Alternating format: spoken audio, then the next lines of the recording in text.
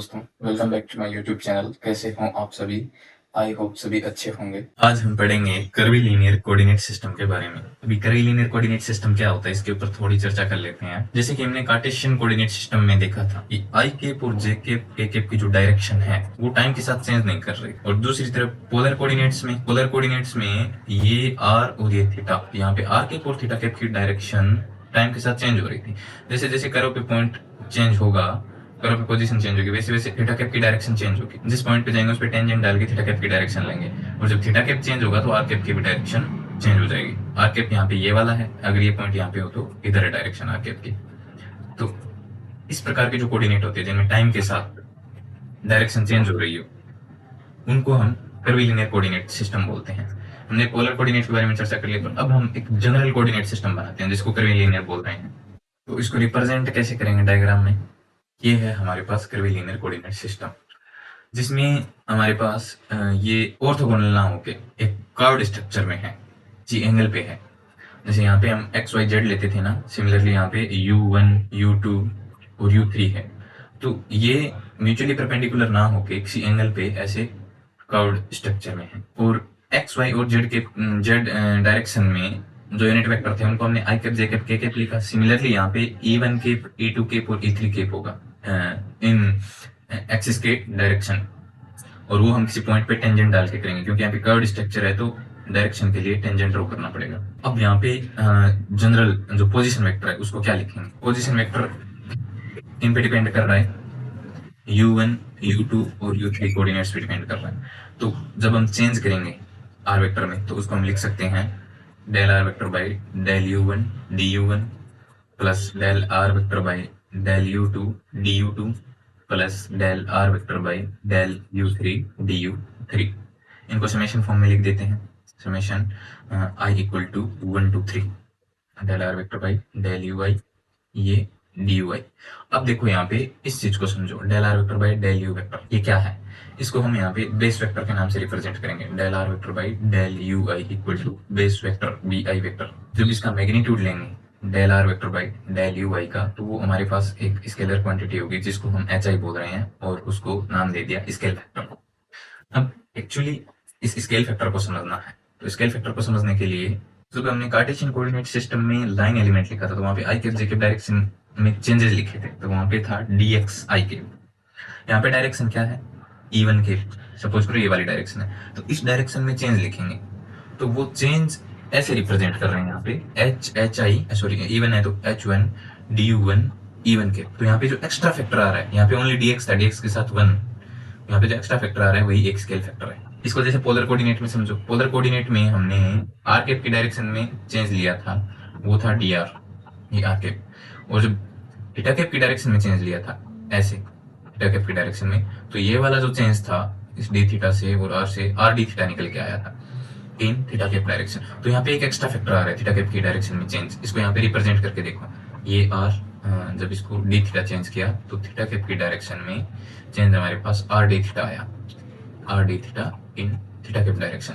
तो ये जो फैक्टर है एक्स्ट्रा आर, वही क्या है? स्केल फैक्टर है। तो अब हम इसके बेस पे ये जो बेस वेक्टर है इसको लिख दिया था del r by del u i, ये बेस वेक्टर था। पर जब इसका मैग्नीट्यूड ले रहे हैं तो इसको ऐसे लिख देंगे और इसके साथ इसकी डायरेक्शन लिख देंगे e i cap, because a vector can be written as magnitude of a और ए कैप। अभी डी आर वेक्टर क्या बन जाएगा हमारे पास? समेशन आई कैप। इधर था ये del r vector by d u i, उसकी जगह अभी ये पुट कर देंगे del by del u i का मैग्नीट्यूड ई आई कैप, और ये बन जाएगा डी यू आई। और इसको हमने क्या बोल दिया इसके मैग्नीट्यूड को? Scale factor. तो e h i e i cap d u i. जब समेशन ओपन करेंगे तो हमारे पास लाइन एलिमेंट निकल के आ जाएगा, लाइन एलिमेंट ये बन जाएगा। समेशन ओपन करेंगे तो h1 e1 cap du1 plus s2 du2 e2 cap plus s3 du3 e3 cap. तो ये हो गया हमारे पास general line element in curvilinear coordinate system. अभी हम इसी से नेक्स्ट सरफेस एलिमेंट और वो निकालेंगे वॉल्यूम एलिमेंट, लेकिन उससे पहले हम एक ऑर्थोगोनल कंडीशन के बारे में चर्चा कर लेते हैं। ये देखो, हमने अभी तक जितने भी कोऑर्डिनेट सिस्टम पढ़े हैं वो ऑर्थोगोनल रेक्टेंगुलर कोऑर्डिनेट सिस्टम थे। तो यहाँ पे अब हम ऑर्थोगोनल कर्वीलिनियर कोऑर्डिनेट सिस्टम के बारे में पढ़ेंगे, क्योंकि म्यूचुअली परपेंडिकुलर तो नहीं थे। तो म्यूचुअल परपेंडिकुलर होने के लिए इसके लिए कंडीशन लिखेंगे। जो हमारे पास बेस वेक्टर था bi vector dot b j vector, उसको हम लिख सकते हैं, बी आई क्या था, h i e i cap dot h j e j cap, तो इसको मैं लिख सकता हूँ h i h j e i dot e j. तो अभी इसको हम ड्रग डेल्टा के फॉर्म में लिख सकते हैं, इसको हम क्रोनिकर डेल्टा के फॉर्म में लिख सकते हैं, h i square del i j, क्योंकि जब आई इक्वल टू जे होगा तो इसकी वैल्यू हमारे पास एच आई स्क्वायर आ जाएगी, आई नॉट इक्वल टू जे होगा तो उस स्थिति में ये 0 बन जाएगा। ओके, तो यही है ऑर्थोगोनल की कंडीशन। सेम के साथ सेम वैल्यू 1 देगा और दूसरे के साथ 0 देगा, जैसे i dot i is equal to 1 और आई डॉट जे करवाते हैं तो ये बन जाता है 0। Is that clear?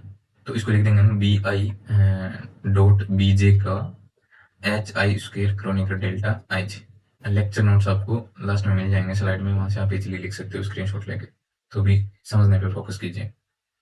अभी हम लाइन एलिमेंट से सरफेस एलिमेंट निकालते हैं। लाइन एलिमेंट था हमारे पास ये H1 du1 e1 के प्लस H2 du2 e2 के प्लस S3 du3 e3 के। तो यहाँ से सरफेस एलिमेंट निकालेंगे, सरफेस एलिमेंट। अभी देखो surface at which u1 is equal to constant, तो यहाँ पे du1 क्या हो जाएगा 0। तो अब इसके अलावा दो टर्म बचे, उनका क्रॉस प्रोडक्ट ले लो, इसका और इसका, तो इसको हम बोल देंगे ds1 vector equal to S2 du2 e2 cap cross S3 du3 e3 cap, S2 S3 du2 du3 e2 cap cross e3 cap which is e1 cap, S2 S3 du2 du3 e1 cap. Similarly आप ds2 लिख देंगे, उसके ऊपर u2 constant रहेगा तो du2 0 हो जाएगा, बाकी टर्म बची S3 du3 e3 cap cross H1 du1 e1 cap. तो यहाँ से निकल के आ जाएगा H1 S3 du1 du3 और ये e3 cross e3 cap cross e1 cap, ये करेंगे तो e2 कैप मिल जाएगा। सिमिलरली ds3 निकल के आएगा, वो हो जाएगा H1 S2 du1 du2 और डायरेक्शन हो जाएगी e3 कैप।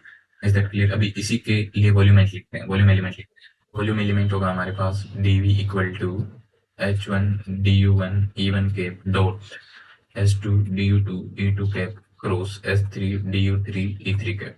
ये बन जाएगा H1 S2 S3 du1 du2 du3 और इधर e1 dot e2 cross e3।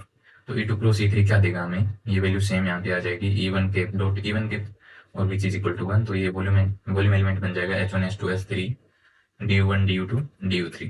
अभी नेक्स्ट लेक्चर में स्केलियर कोऑर्डिनेट सिस्टम से ये जो स्केल फैक्टर है H1 S2 S3 इसकी कंपैरिजन बाकी कोऑर्डिनेट सिस्टम से करवाएंगे, ताकि हमें एक जनरल फॉर्मूला मिल जाए डाइवर्जेंस, कर्ल और ग्रेडियंट इन सब के। तो थोड़ा सा इसमें डिस्कस कर लेते हैं। जैसे हमने अभी कार्टेशियन कोऑर्डिनेट सिस्टम में लाइन एलिमेंट पढ़ा था dx i के प्लस dy j के प्लस dz के, और पोलर में क्या पढ़ा था लाइन एलिमेंट dr r के plus r d theta theta के, ये वाला। तो इसमें करिलिनियर में हमारे पास था H1 du1 e1 के प्लस S2 du2 e2 के प्लस S3 du3 e3 के। तो यहाँ पे कंपैरिजन करेंगे तो H1 S2 S3 क्या निकल के आ जाएगा 1, और u1 u2 u3 क्या है यहाँ पे x y और z, और i j के डायरेक्शन वो किसके बराबर है e1 के e2 के e3 के। तो ये वाली सारी चीजें कंपैरिजन करके एक अलग से लेक्चर में डिस्कस कर लेंगे। तो अभी क्लास यहीं पे खत्म करते हैं। Thanks for